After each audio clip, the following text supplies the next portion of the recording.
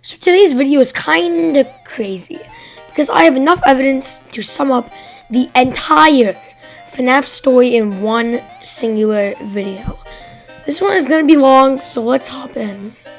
In the year 1980, William Afton and Henry Emily created a company called Fazbear Entertainment. They opened two pizzerias called Fredbear's Family Diner and Circus Baby's Pizza World. Everything went smoothly, that is, until 1983. William suffered from mental illness and ended up killing Henry's daughter, who became the freaking puppet. Yeah, what a reveal. William had a family himself, a wife and three kids, Elizabeth, Michael, and an older brother, which, I don't know his name, it was never revealed, so let's just call him Frank. Around the year 1983, Michael started having nightmares. If you don't know who Michael is, it's the current child. Anyway, Michael started having nightmares, and eventually Michael died by freaking Frank because he put Michael's head inside the Fredbear's mouth. Fredbear bit off Michael's frontal lobe. This was the bite of 83, and let's agree, Frank is an idiot. Later that year, another tragedy happened. Due to his illness, mental illness, William programmed the Funtime animatronics to kill. When Elizabeth gets too close to Circus Baby, well, we all know what happens. He freaking pulls her in the animatronic. Eventually, Elizabeth possesses Circus Baby. William really goes crazy and kills his wife, who becomes beloved. There's further evidence for this. Fredbear's and Circus Babies both shut down due to the incidents. William makes a freaking underground facility called Baby's Rental Service and puts the Funtime animatronics down there. Fast forward to 1985, Henry and William open up the first Freddy Fazbear's Pizza.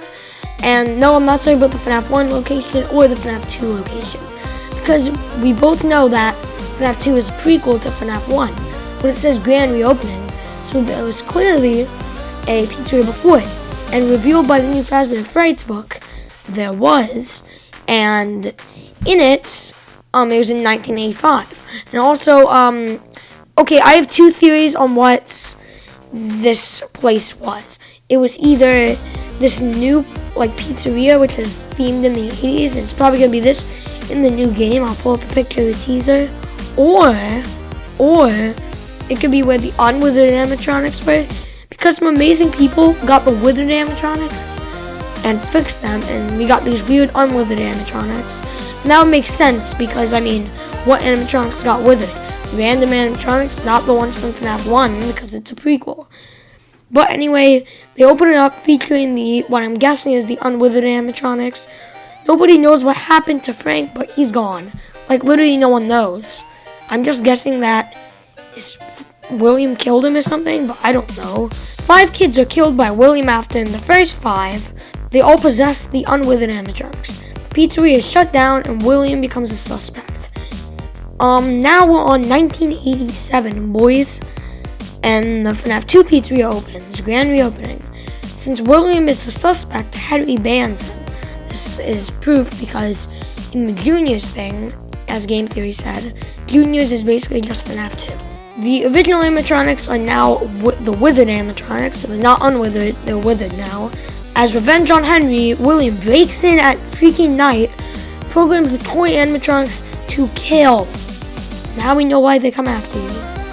Eventually, the bite of 87 happens, where a night guard gets bit by Mangle. Yes, that's the real bite of 87. The pizzeria gets shut down, and the withered animatronic souls are set free. Let's go all the way up to 1990. William makes an oath to put Michael back together. And let me tell you, he does that pretty literally. He brings him back half robot, half human. William sends him down eventually to the underground facility, sister location, to make sure everything's okay, also so he has a job. And yeah, this is when FNaF 5 comes in. All the animatronics eventually get scooped. If you played this location, you know this. And form Enoid, leaving the scraps left. The only scraps left to be Molten Freddy and Scrap Baby. They escape with Enoid because Michael gets scooped.